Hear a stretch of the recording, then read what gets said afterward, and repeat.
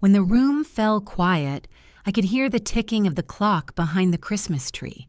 The laughter that had filled my house moments ago turned into a silence so sharp it could have cut through bone. And there she was, my son's wife, red-cheeked from the wine and the heat of the fire, clutching her glass like it was courage itself, saying words that made my heart stop mid-beat. "We're expecting, and it's not the first time." The words floated in the air like smoke. Everyone froze. My sister-in-law halfway through slicing the pecan pie, my neighbor who'd stopped by with a casserole, and my son Daniel standing by the mantel looking like a boy who'd just watched his secret crawl out into daylight. I didn't move. I didn't breathe. I just stared at the woman I had welcomed into my home, the woman who had called me mom since the day they married, and realized that the secret my son had trusted me to keep was no longer just ours. The sound of a fork dropping on a plate jolted me back, and in that instant, in that aching heartbeat between betrayal and understanding, I knew this Christmas dinner would be the one we'd remember for the rest of our lives. Before that night, our lives were simple. Not perfect, but familiar in all the ways that comfort you when you're a single mother who's learned to live without chaos. I had my small house at the end of Willow Creek Road, a white porch swing that creaked in rhythm with the wind, and a backyard that smelled of honeysuckle in spring. Daniel, my only child, had grown into a man who made me proud every day. He'd been my reason for everything. My reason to work late nights, to save every dime, to smile through exhaustion when bills outnumbered blessings. When he married Clara 2 years ago, I thought life had finally balanced itself. Clara was bright, talkative, the kind of woman who filled a room before you even noticed she'd walked in. She worked at the community center downtown, teaching art to children, the same center where Daniel volunteered to coach youth basketball. They were the kind of couple you'd see in Christmas cards, matching sweaters, matching smiles. I'd always wanted a daughter, and for a while, Clara felt like the answer to that quiet wish. She'd call me in the evenings to ask for recipes, how long to bake the cornbread, how much sugar goes in the sweet tea. On Sundays, they'd come for dinner, and she'd insist on helping me wash dishes, humming softly while the water ran. Those were the days when everything felt steady. My job at the library paid little but gave me peace. I liked the smell of old paper, the creak of the oak floors, the way children whispered secrets between the aisles. After losing my husband 20 years earlier to a construction accident, I'd built a quiet rhythm for myself. Coffee at 6, work at 8, home by 5, and a phone call from Daniel most nights before bed. That was before the secret, before the phone call that changed how I looked at my son. It was a Tuesday evening in early November when Daniel showed up at my door long after dinner. He didn't knock. He just opened the door and stepped in, like he used to when he was a boy coming home late from basketball practice. I was folding laundry on the couch. "Mom," he said, voice low. That one word told me something was wrong. He didn't sit. He just stood there, his shoulders tense, his hands shoved into his jacket pockets. "Can we talk? It's important." I remember the smell of rain on his jacket, the way his eyes darted from the floor to my face. That's the thing about motherhood. You can sense when the air changes around your child. We sat at the kitchen table, the same place where I'd taught him to spell thank you and forgive. He took a deep breath, exhaled, and said, "There's something I need to tell you, but you can't tell Clara." Not yet. A dozen thoughts ran through me. Maybe a job loss, maybe money troubles. Never once did I imagine what came next. Before Clara and I got serious, I was seeing someone. She had a baby. My baby. My breath caught. I stared at him, searching his face for a hint of exaggeration, some sign that I'd misheard. But there it was. Truth sitting plain in his eyes, trembling and afraid. He kept talking about a woman named Lila, a brief relationship that ended before he met Clara, a baby girl named Ella, now almost 3 years old. He said he'd been sending money quietly, helping when he could, but never told Clara. Lila had agreed to keep it private. "For everyone's sake," he said. I didn't want to ruin things," he whispered. "You have to promise me, Mom." "Please." Don't tell her I should have said no. I should have told him secrets rot in silence. But looking at him, that same boy I'd once held through nightmares, I couldn't. So I promised. Life went on. At least on the surface. Thanksgiving came and went with laughter and too much pie. Clara talked about decorating for Christmas, and Daniel smiled more than usual, though there was a tiredness behind his eyes. I told myself I was doing the right thing, protecting him, protecting her. But secrets, no matter how small, always find their way into the light. There were little things at first. Clara would pause when Daniel's phone buzzed. He'd step out to take calls in the yard. Once, when I stopped by their house unannounced, I found a small pink hair clip on the sofa. Too small to be Clara's, too girlish for her style. When she noticed me noticing, her smile tightened. "Friend's kid," she said quickly. Daniel was helping out at the center. I wanted to believe her. I wanted to believe my son still had things under control. But at night, lying in bed, I'd replay Daniel's confession, his voice breaking, his hands trembling. And I wondered what kind of burden I had agreed to carry. The first snowfall came early that year. My house looked like a picture from an old postcard. White roof, gold light in the windows. I baked pecan pie, sent a jar of spiced jam to Clara, and wrapped gifts in brown paper tied with ribbon. Christmas was always sacred in our family, the one day we set everything aside to be together. I didn't know it would be the day everything broke open. Daniel called 2 days before Christmas. "Mom," he said, "Clara wants to have dinner at your place this year. Says it feels more like home." His voice carried something, relief, maybe fear. I couldn't tell. I said yes, of course. By Christmas Eve, the house was dressed in light. Pine garlands on the staircase, cinnamon in the air, carols humming low from the old radio. I roasted turkey, Clara brought pies, and Daniel strung the lights. We laughed. We shared stories. I thought maybe, just maybe, everything would stay buried. But secrets don't care about timing. They care about truth. And truth has a way of finding its voice in the middle of celebration. That night, as the fire crackled and the family gathered around the table, Clara raised her glass to toast the year gone by. Her cheeks were flushed from laughter, her smile too wide. And when she said, "We're expecting," and it's not the first time, I realized Daniel's secret was no longer his to guard, and mine to protect. The rest, as they say, unraveled in slow motion. The laughter had long faded, but the echoes of that night clung to the walls like candle smoke. Even after everyone had gone home and the plates were cleared, I stood by the sink, staring out into the snowy yard. The porch light spilled over the frozen grass, and for the first time in years, I felt like a stranger in my own home. Daniel hadn't said a word after Clara's announcement.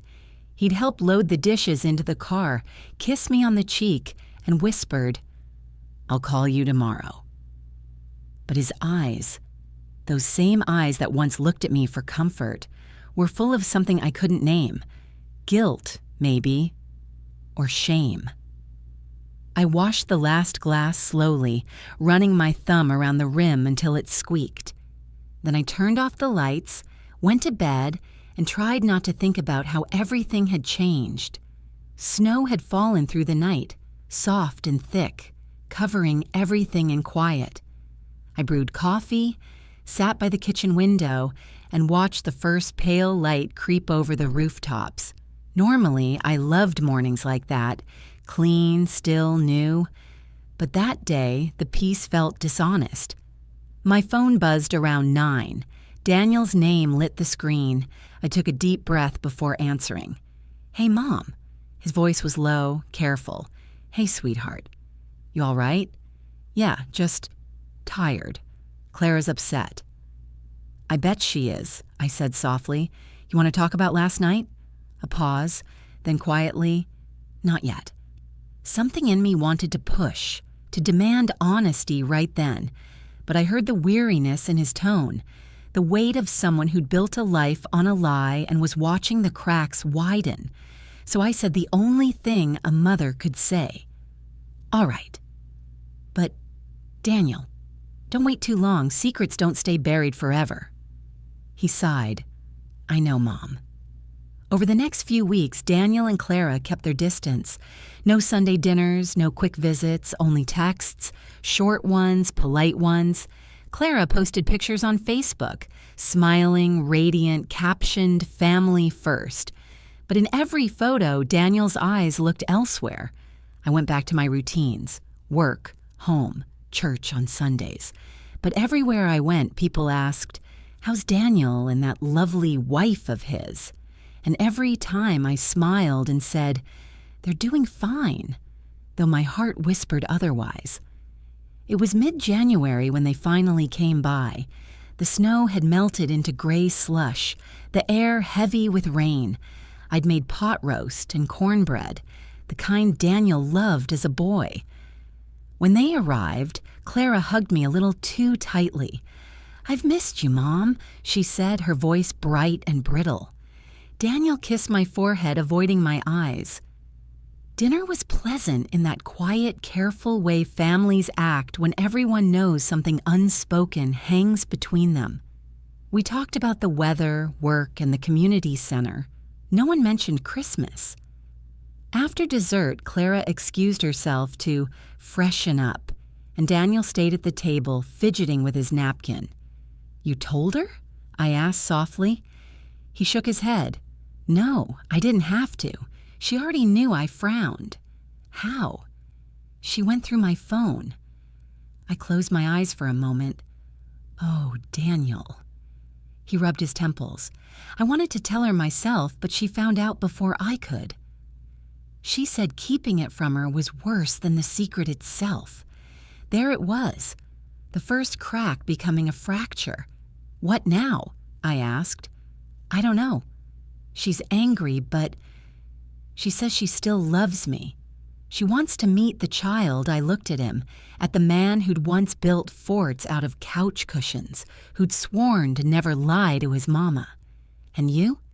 He stared at his hands. "I just don't want to lose everything."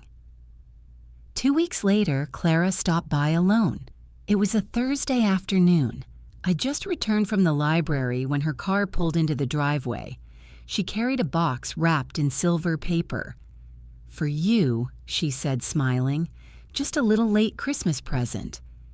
Inside was a picture frame, hand-painted with snowflakes, delicate and pretty. But the photo inside wasn't what I expected. It was of Daniel, Clara, and a small girl with curls the color of honey. The little one was perched on Daniel's knee, her tiny hand resting on his shoulder. They were outside somewhere, maybe a park, maybe someone's backyard. My breath caught. "She's beautiful," Clara said softly. "Lila sent it to him." "I thought you should have a copy too." Her eyes searched mine, steady, deliberate. "I know you knew, Mom," she said finally. "Daniel told me." I felt the weight of her words settle between us. Not cruel, not angry, just heavy. "He asked me not to tell," I whispered. "I thought I was protecting him." "I know." She set the frame on the table, straightened her coat. "I don't blame you." but I can't live with half-truths anymore." She smiled, small, tired. "You're still family, okay?"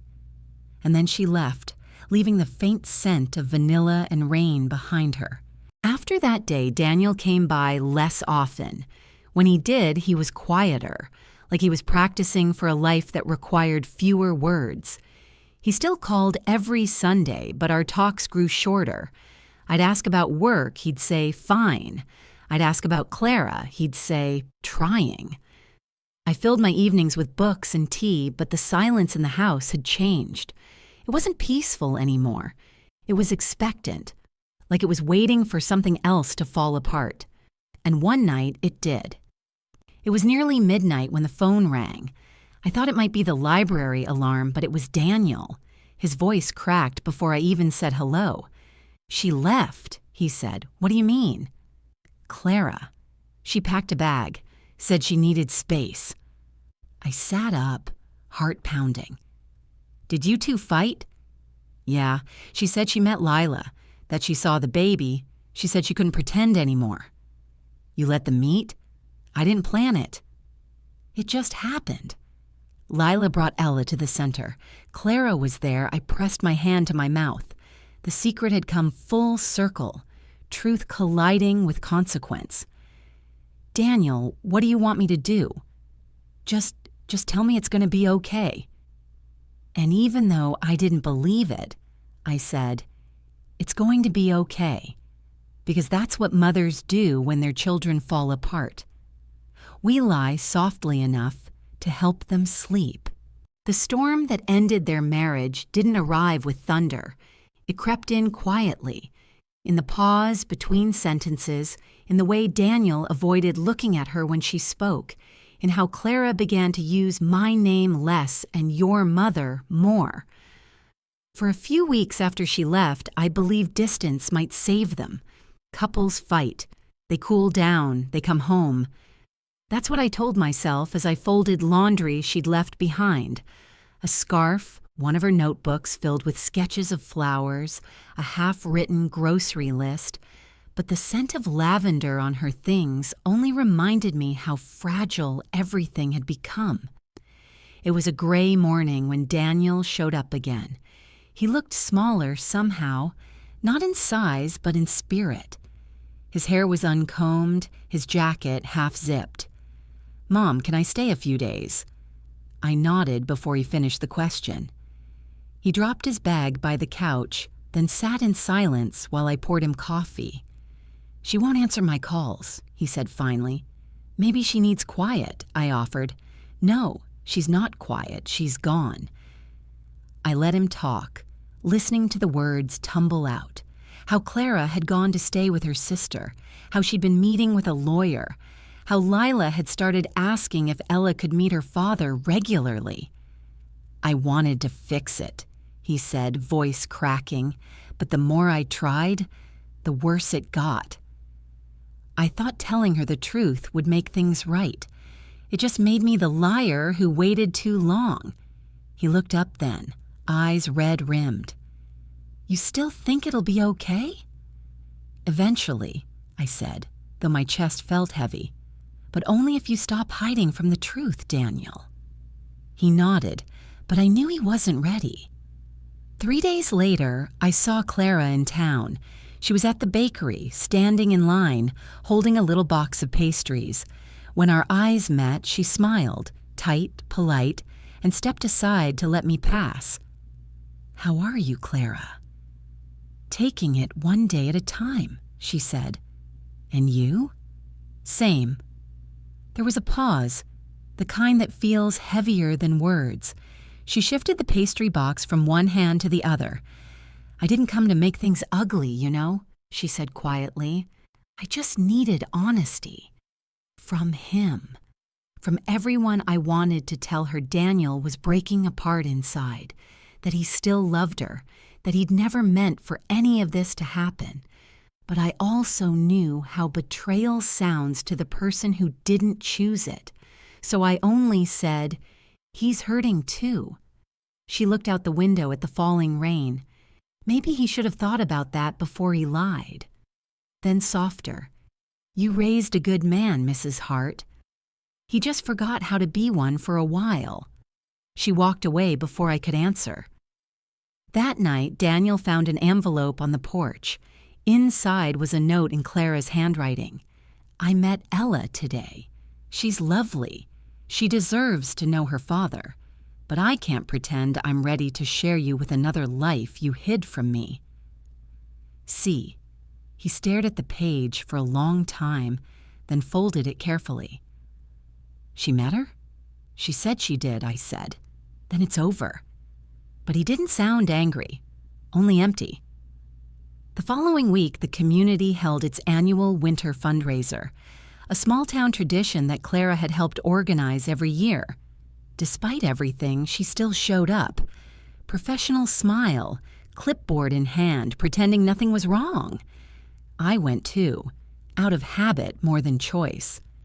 I saw Daniel near the entrance, hovering by the coat rack, his face pale. He hadn't known she'd be there. Their eyes met across the room, and for a moment, I thought maybe they'd walk toward each other, talk like two people trying to rebuild something broken. Instead, she turned away, and he followed her outside. Through the window, I could see them under the awning, the snow falling around them like slow-motion ash. Their voices rose, soft at first, then sharp enough to slice through the muffled music inside. I stepped out just as Clara's voice cracked. You should have told me. You made me love a version of you that never existed. Daniel's reply was barely a whisper. I was scared you'd leave. And now I have. She walked away, heels crunching against the ice. He didn't move. The night of the fundraiser left a cold mark on our town. Everyone had seen them outside, Daniel and Clara, voices cutting through the snow like brittle glass. By morning, the story had already twisted its way through coffee shops and church pews. Clara walked out. He's got another child. It was all behind her back. I wanted to believe gossip couldn't hurt us, but in a small town, rumors don't fade. They echo. 2 days later, I was shelving returned books when Mrs. Talbot, the church pianist, leaned across the counter. You tell that boy of yours I'm praying for him. Her tone was kind but edged with curiosity. I smiled faintly. Thank you, ma'am. But the moment she left, my hands trembled so badly I dropped a stack of paperbacks. Because prayer wasn't what Daniel needed. He needed mercy, and he didn't even know how to ask for it. That evening, he didn't come home. I sat by the phone until dawn, the quiet house pulsing with worry. When he finally knocked the next morning, he looked like he'd walked miles through regret. His eyes were swollen, voice raw. She told everyone, he said. At church, at the fundraiser committee. Everyone knows. Mom. He sank into the armchair, shoulders caving. I thought if I stayed honest after the fact, she'd forgive me. Instead, she's making sure nobody else does. I wanted to defend Clara, to say pain makes people reckless, but I saw how hollow he'd become. You can't control what she says, I told him. Only what you do now. He laughed bitterly. Do what? Hold a press conference? Tell the world I'm a coward? Then softer. She met Ella again. Says the child deserves her father in her life. Lila agrees. He looked at me then, a flash of fear in his eyes. Mom, what if Clara tries to use that against me? What if she tells people I'm dangerous or unfit? I reached for his hand. You made a mistake. You're not a bad man, but you'll have to stand in the light now. Hiding's over. He nodded, tears sliding silently down. A week later, Clara called me. Her voice was steady but tired. I thought honesty would help, but it just made me look vindictive, she said. People whisper. His coworkers avoid me like I started the fire. It's a small town, I said gently. They'll move on to another story soon. She exhaled a shaky laugh. Maybe. But I can't unhear it. There's sympathy for him, not me. Like he's the poor man trapped by two women instead of the liar who built two lives. Her pain was valid, but somewhere underneath I heard the beginning of forgiveness, the tired kind that comes after every scream has been spent. A month passed before Clara agreed to meet Daniel again. She asked me to host it. Neutral ground, she said.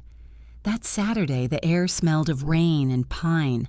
I set out tea, biscuits, and the old quilt on the couch. They sat across from each other like strangers. No rings, no laughter, just distance and restraint. "I'm not here to fight," Clara began. "I just need to understand who I married." Daniel clasped his hands. "You married me." "Not my mistakes, but they live with us now, don't they?" she whispered. Silence stretched. I watched my son realize that love could survive many things, but not silence, and he'd given her too much of that. Finally, he said, "I want to be part of Ella's life, but I don't want to lose you." I'll do whatever it takes to prove that Clara's eyes softened for a moment, then hardened again. "You can't fix betrayal with promises, Daniel. Only with time and truth." She stood, thanked me for the tea, and left. He stayed, staring at the empty doorway. 2 weeks later, I found a letter in the mailbox addressed to me in Clara's neat handwriting. Inside was a single sheet. "Mrs. Hart, I wanted you to know I never meant to humiliate him or you, but living inside someone else's lie feels like drowning. I need to breathe. Tell Daniel I forgive him, but I can't come home yet." At the bottom, she'd drawn a small heart and the words, "Be kind to yourself." I read it 3 times before I realized tears had blurred the ink. The true betrayal didn't come from the lie itself. It came from how public it became. At the next Sunday service, the pastor asked for prayers for families facing hardship. Everyone's eyes drifted toward our pew. Daniel sat stiff beside me, hands locked together. I felt his shame like a heat rising off him. When the choir began, Clara walked in, alone, head high. Every whisper stopped. She didn't sit with us. She sat 3 rows ahead, her back straight, hair braided neatly. Halfway through the hymn, she turned slightly, just enough to meet Daniel's eyes. He looked down. After the benediction, I touched her arm in the aisle. "Thank you for coming." She nodded. "I came to pray, not perform." But there was no venom in her tone, only exhaustion. That evening, Daniel packed a small bag. "I need to go see Lila," he said. "You sure that's wise?" "No, but it's right." He left before sunrise. 2 days later, he called. "Mom, she let me see Ella." I could hear the wonder in his voice, the awe of a man seeing his child's face for the first time without shame. "She has your eyes," he said. "She asked if I was her daddy." I said yes. He was quiet for a moment. It didn't fix everything, but it felt like breathing again. When he returned, something in him had shifted. Guilt still lingered, but so did a fragile kind of peace. Clara, however, wasn't ready for that yet. It was late March when she came back, not to reconcile, not yet, but to talk. She stood on the porch, rain in her hair, her expression unreadable. "Can we sit for a minute?" she asked. We sat at the kitchen table again, like the first day I'd met her years ago. "I saw them," she said softly. "Daniel and Ella are at the park." "How did it feel?" I asked. Like the world stopped spinning for a second. She looks just like him, and I hated that it made my heart ache instead of break. She looked at me, eyes glassy. "Do you think people can come back from this?" "Sometimes," I said, "if they both want to." She nodded slowly, more to herself than to me. then I guess I need to find out if I still do. And in that moment, I knew the worst of the betrayal had passed. Not because it was forgiven, but because it was finally faced. The thaw came slowly that year. Winter loosened its grip one reluctant morning at a time, and the air carried the smell of mud and second chances. Daniel moved back into his apartment over the bakery, a modest one-bedroom above the place where he and Clara had once shared coffee before work. I helped him unpack what little he'd brought: clothes, a few books, the photograph of Ella he kept on the nightstand. He was different now, still quiet but no longer hiding. The kind of silence that comes from acceptance, not denial. "I'm going to start sending regular support," he said, setting a folder on the table. "Child support papers, visitation schedule. Lila and I agreed to keep everything clean." I nodded. "That's good, Daniel." He hesitated. "Do you think Clara will ever—" "I think forgiveness is a road, not a door," I said. "You can walk it, but you can't rush where it ends." He smiled faintly. "You always talk in riddles, Mom." "No, sweetheart. I just talk in lessons. I had to learn the hard way." 2 weeks later, Daniel volunteered to coach again at the community center. It was the same job he'd given up when everything fell apart. The kids were wary at first. Their parents had heard the gossip, but Daniel showed up every day, patient and steady. He brought juice boxes, patched up scraped knees, and never raised his voice. I watched once from the bleachers. He laughed with the kids, helping a little boy tie his sneakers. It wasn't redemption yet, but it looked a lot like grace trying to grow roots. That night, he called. "Clara stopped by the gym today," he said. "Oh?" "She didn't come to see me, just dropped off art supplies for the after-school program." But she smiled. His voice softened. "It's a start." I wanted to protect that fragile progress, but small towns have long memories. At church socials and grocery aisles, people still whispered. Some meant well, others didn't. Mrs. Talbot again. "You're such a strong woman, keeping your head high through all that scandal." I smiled politely but went home trembling. Strength isn't holding your head high. It's keeping your heart soft when everyone's watching. That night, I sat on the porch with a cup of tea and asked myself whether I was helping him heal or shielding him from growth. The answer came slowly, through the rustle of the budding trees. He has to stand on his own this time. Early April, Clara knocked on my door. She carried a small canvas wrapped in brown paper. "For you," she said. Inside was a painting of 3 hands, one large, one slender, one small, reaching toward each other through light. "It's called Bridges," she said. "I painted it for the art show next week. Daniel's helping with the setup." "It's beautiful," I whispered. She nodded, eyes shining. "I don't know if we'll ever be what we were, but I don't want to be enemies. Life's too short for bitterness. He still loves you, Clara." "I know," she said quietly. "That's why I came. To see if love can exist without promises for a while." When she left, I hung the painting over the fireplace. It caught the morning light like hope does. Soft, hesitant, but real. A week later came the art show. Half the town was there. Clara's painting hung front and center. Daniel stood nearby, helping a child adjust his display. I stayed in the back, content to watch. At the end of the evening, Daniel stepped up to the microphone. His voice trembled at first, but steadied.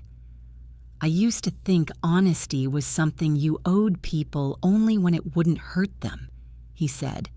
"Turns out hiding the truth hurts worse. I've made mistakes, big ones, but I'm learning that telling the truth late is still better than never." The room went still. Clara's eyes filled, but she didn't look away. He continued. "If you ever trusted me, thank you. If I broke that trust, I'm sorry. I'm working to be someone my daughter and this community can respect again. Applause began softly, then spread. Not loud, not forgiving, but human. That kind of sound that says, "We see you trying." The night after the art show, Daniel came by with that shy, boyish look he used to wear when he wanted me to be proud of him. He didn't say much at first, just dropped into the porch chair beside me, our breath fogging in the cool spring air. "You spoke beautifully," I told him. "I didn't plan to," he said. "I just got tired of pretending there wasn't an elephant in every room I walked into." He stared out toward the maple trees budding along the fence line. When I finished, people clapped, but it felt more like they were forgiving themselves for judging me than forgiving me. "Maybe," I said. "Or maybe they were reminding you that redemption starts when you stop hiding." He nodded slowly. "I'm trying, Mom." And for the first time in months, I believed him. 2 weeks later, a plain white envelope arrived at my address. The handwriting was neat, unfamiliar. Inside was a note from Lila. "Mrs. Hart, Daniel told me about the art show. I'm glad he's standing tall again. Ella talks about him all the time. We'll be at the park Saturday if you'd ever like to meet her properly. Lila." My hands trembled. I'd seen that child only in a photograph, her curls, her tiny hand on Daniel's shoulder. But the thought of meeting her in person filled me with both joy and guilt. When Daniel came by that evening, I handed him the note. He read it twice, then looked up. "Would you come with me?" "Are you sure that's wise?" "I don't know what's wise anymore. I just know I want my mother to meet her granddaughter." Saturday was bright and windy. Children's laughter carried across the park like bird song. Lila sat on a bench near the swings, a light blue scarf wrapped around her hair. Beside her, a small girl in pink sneakers chased Bubbles, her giggles cutting through every anxious thought in my chest. Daniel stopped a few feet away. "Ella," he called softly. The child turned, wide-eyed. She studied him a moment, then ran straight into his arms. Lila smiled faintly at me. "You must be her grandmother." "Yes," I said, voice catching. "I suppose I am?" When Ella wriggled free, she came to me without hesitation. "Grandma," she asked. I knelt, heart breaking open. "Yes, baby." Grandma. Her small arms around my neck felt like forgiveness I didn't deserve. A few days later, Clara dropped off a flyer, fundraiser for the community center. "Daniel's organizing it," she said. "I thought maybe you'd help with the bake sale." It was the first time she'd said his name without bitterness. That Saturday, our town square buzzed again. Tables of pies, crafts, children's art. Daniel directed volunteers and Clara managed the raffle booth.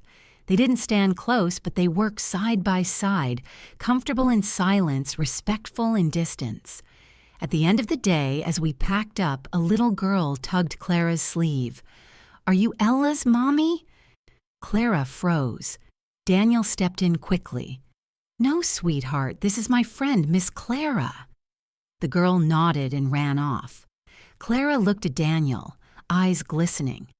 "You didn't correct her. Didn't seem right to call you anything less kind than friend." For the first time since Christmas, Clara smiled, a real one, soft at the edges. That night, after the fair, I found myself alone again on the porch. The wind carried the faint scent of cinnamon from the pies cooling inside. I thought about everything that had happened, secrets, shame, truth, and how love had bent but somehow not broken. I realized my role had shifted. I was no longer the keeper of secrets. I was the keeper of space, the quiet ground where healing could take root. Sometimes love doesn't mean fixing. It means standing still while others find their way home. 2 weeks after the fundraiser, Daniel showed up at my porch just after sunset. The street smelled of cut grass and early summer rain. He held a manila envelope to his chest like something fragile. "These are the custody papers," he said. "I'm not fighting anyone. I just want to do this right." I nodded. Doing it right isn't about winning, baby. It's about peace. He sat beside me, quiet for a long while. "Clara's coming to the park tomorrow. I asked her to meet Ella." The words came out steady, but I heard the tremor beneath. The next afternoon, I watched from a distance as the three of them met under the oak tree. Clara knelt first, her dress brushing the grass. Ella studied her for a moment, then reached out, touching the silver bracelet on Clara's wrist. "Pretty," the child said. Something melted right then. Clara smiled, tears shining.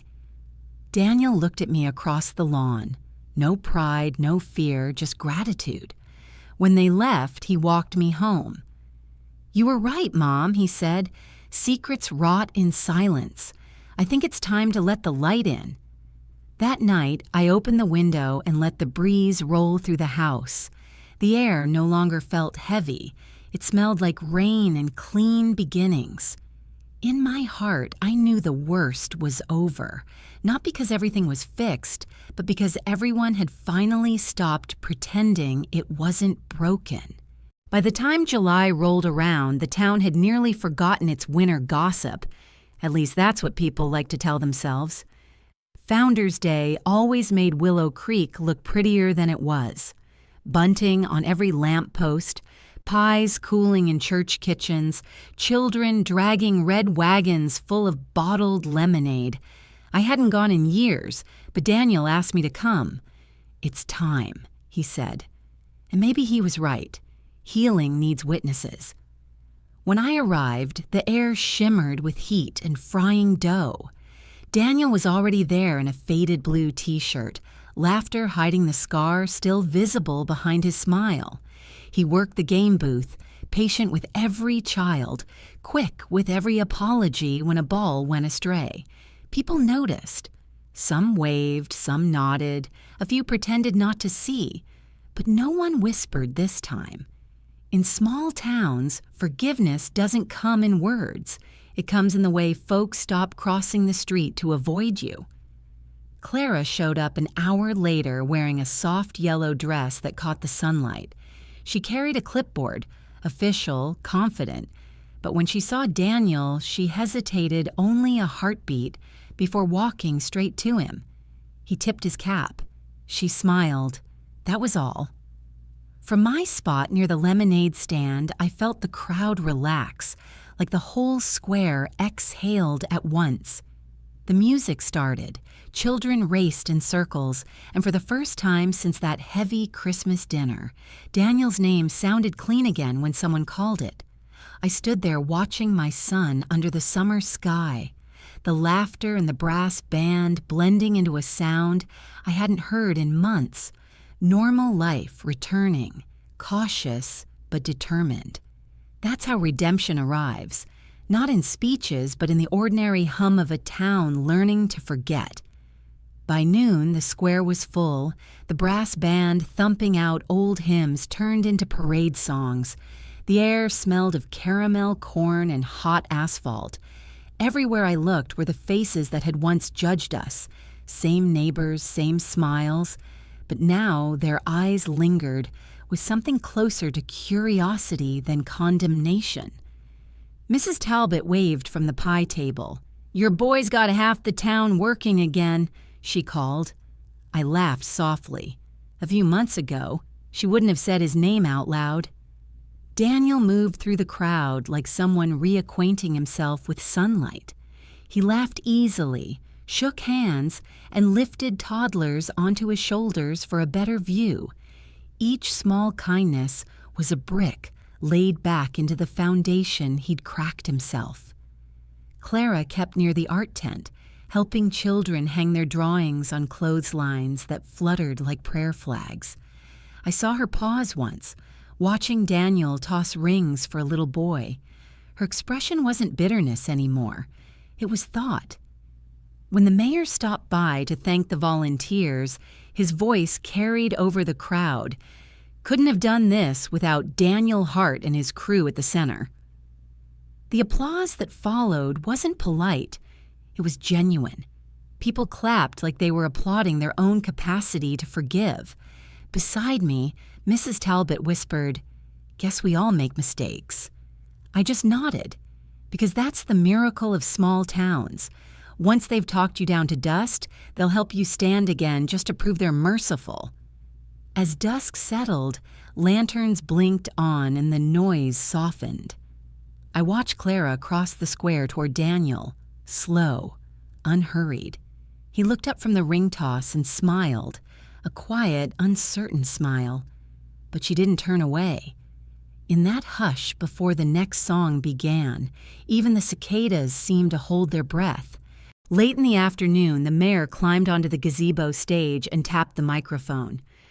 "Before we close, Coach Hart has something to say." The chatter fell into a hush that felt bigger than the crowd.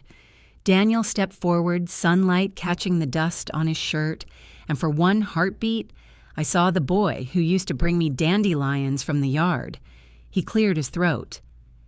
"A year ago, I stopped being the kind of man my mother raised me to be." Murmurs rippled, then stilled. He went on, voice steady but soft. "I lied. To my wife, to friends, to myself. I thought protecting people meant hiding the truth, but secrets rot the things they're meant to save." A few heads bowed. Clara stood near the art tent, hands clasped, eyes shining. "I can't change what I did," Daniel continued, "but I can show up honest from now on. I'll keep serving these kids, keep loving my family, keep trying to earn back what I lost. If you ever trusted me once, thank you. If I broke that trust, I'm sorry." He stepped back, eyes lowered. For a moment, silence, then a single clap from the back, another near the bandstand, until the whole square was applauding, not cheering, just acknowledging courage when they saw it. I felt my throat tighten. Clara's hands joined in, slow but sure. When Daniel looked up, their eyes met, and something unspoken passed between them. Not reunion, not apology, but the fragile start of peace. The band struck up an old hymn. Daniel left the stage, walking through people who touched his arm or nodded as he passed.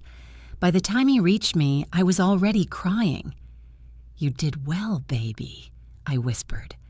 "I just told the truth, Mom." Evening settled over the square like a quilt, warm, familiar, stitched with faint music from the last hymn. The crowd thinned to families carrying folding chairs and children clutching balloons. Daniel stood by the stage, shoulders loose for the first time in months. He was talking with the mayor when Clara walked toward him. She didn't hurry.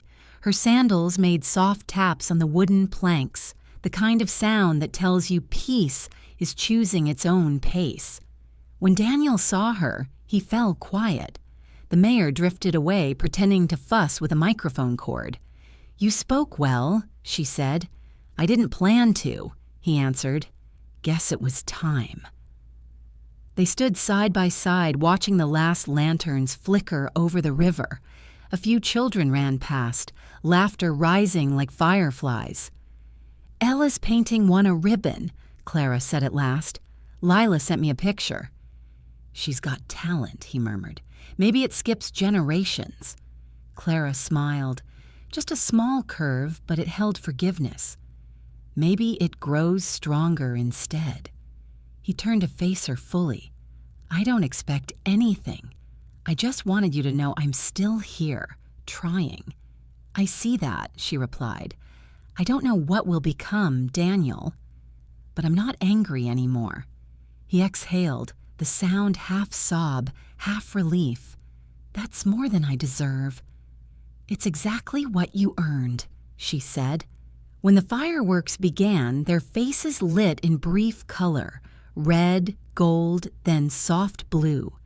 They didn't hold hands, but their shadows touched on the ground between them, thin and trembling yet whole. I watched from the edge of the crowd, my heart calm for the first time in a long while. Some stories don't end in reunion, they end in recognition, and that, I realized, is a kind of love, too. By the time the last firework fizzled into ash, Willow Creek had returned to its slow heartbeat. The crowd thinned, leaving paper cups crushed in the grass and the faint scent of sugar in the air. Daniel stayed behind to fold chairs with the other volunteers. Clara helped without needing to be asked. I watched them from a distance. No tension now, only two people moving easily within the same silence. Redemption doesn't always announce itself. It shows up in small coordination, in how a conversation ends without bitterness. When the square finally emptied, the streetlights clicked on one by one. The three of us stood at the edge of the parking lot, that soft in-between moment where nobody knows who should speak first. "Thank you for coming," Daniel said to Clara. "You earned it," she answered. He turned to me. "You coming by tomorrow?" "I'm repainting the center gym. Wouldn't miss it," I said. Clara smiled at both of us. "Maybe I'll bring lunch." It was nothing. 3 lines of small talk, but it felt like the world had tilted back into balance. Not perfect, just possible. Driving home, I passed the river bridge where lantern reflections swayed like constellations. A year ago, those lights had felt unreachable. Tonight, they looked close enough to touch. At a stop sign, I caught myself whispering a prayer, not for more miracles, just for the strength to keep believing in ordinary ones. A son who tells the truth, a woman who forgives in her own time, a town that remembers how to love gently. When I pulled into my driveway, the porch light flickered once, then steadied. I took it as a sign the story of that secret was finished, and what remained now was living. Summer eased into late August, the kind of slow warmth that smells of cut grass and second chances. Daniel's rhythm had steadied again. Work, coaching, evening walks with Ella when Lila brought her to town. Their laughter drifted down Willow Creek Road like a hymn no one planned, but everyone needed to hear. Clara came by often now, never with announcements, just small gestures, dropping off sandwiches at the gym, helping the kids paint murals on the walls. The first time she stayed past dusk, Daniel handed her a brush without a word. They painted side by side, silent but aligned. When they finished, she stepped back and said, "It feels good to build something that isn't broken." He smiled. Maybe that's what love really is, maintenance. At home, I found my peace in the ordinary. I reopened the library's evening program, teaching local mothers how to keep journals. Write the truth, I told them, so secrets have no room to grow. Every page they filled felt like another small act of release for all of us. One Sunday after service, Clara and Daniel stood together on the church steps while Ella ran circles around them. Clara bent to help the child tie her shoe, and Daniel looked at me across the crowd. His nod said everything. "Thank you, I'm home. We made it." That afternoon we gathered for supper. No speeches, no apologies left to give. Just food, laughter, and the comfortable sound of dishes clinking in a house that finally felt light again. As the sun sank behind the maple trees, I thought of that first Christmas night when truth had exploded our peace. Now the same truth sat quietly between us, no longer a wound, just a scar that proved we'd healed. Autumn found us settled into a rhythm that didn't feel borrowed anymore. The air carried wood smoke and calm, the kind that tells you the season has changed for good. Daniel's small apartment above the bakery became the new meeting place for the youth team. Every Friday, the laughter of children drifted out the open windows, and the smell of cinnamon rolls from downstairs folded through it. Life had stitched itself together with quiet seams. One evening, he invited Clara and Ella to the harvest fair. I went too. lingering by the caramel apple stand as they walked the midway, Clara's hand loosely on Ella's shoulder, Daniel holding the prize the little girl had won. It wasn't family the way it once was, but it was something gentler, humbler, something earned. Later, at the bonfire, Daniel sat beside me on a hay bale. "You ever think we'd make it here, Mom?" "No," I said honestly, "but I prayed we would." The flames flickered on his face, soft and sure. "I'm not afraid of the truth anymore," he said. "It feels like breathing." "That's because you stopped mistaking silence for peace," I told him. He smiled, leaning back to watch sparks rise into the dark. Nearby, Clara laughed at something Ella said, a sound light enough to carry. When the fire burned low, Daniel stood to help her gather their things. She thanked him, simple and sincere. No vows, no promises, just mutual ease, the purest kind of forgiveness. Walking home, I passed the churchyard where the maples had turned copper. I thought of how the world repairs itself if you give it time. Trees regrow, hearts recalibrate, and love, if tended, learns new shapes. By the time I reached my porch, the night had gone still. I whispered a small prayer, not for more miracles, but gratitude for the quiet after the storm. That's the thing about healing. It doesn't announce itself. It just moves in one day and never leaves. I often think about that Christmas night, the secret that tore our peace apart, and how somehow it became the seed of everything that healed us. These days, my house feels lighter, like it finally learned how to breathe again. Daniel still calls every evening, just to tell me what Ella said in school or how the gym's roof still leaks no matter how many times he fixes it. Clara stops by some weekends with fresh bread and a smile that's no longer guarded. We don't talk about back then. We don't need to. The silence between us now isn't hiding anything. It's resting. When I walk through town, people wave. They don't see the woman who kept her son's secret anymore. They see the mother who helped him face it. Funny how mercy changes your reputation faster than gossip ever could. I keep the framed picture of Daniel, Clara, and little Ella on my mantle. It's from the harvest fair, all three laughing, the wind catching Clara's hair. Sometimes I catch myself smiling back at it, whispering, "We made it, baby. We made it through." If you asked me what I learned, I'd tell you this. Love doesn't mean keeping every promise. It means staying long enough to keep rebuilding after the ones you broke. And forgiveness, real forgiveness, isn't loud. It's a quiet good morning after months of silence, a shared cup of coffee, a door no longer locked. So that's my story. A secret told, a family undone, and a small town that chose grace over gossip. And now I'll ask you, the same way I'd ask a friend sitting across my kitchen table. If someone you loved handed you their secret, would you keep it or would you set it free before it burned you both? Tell me in the comments, and until next time, take care of your heart.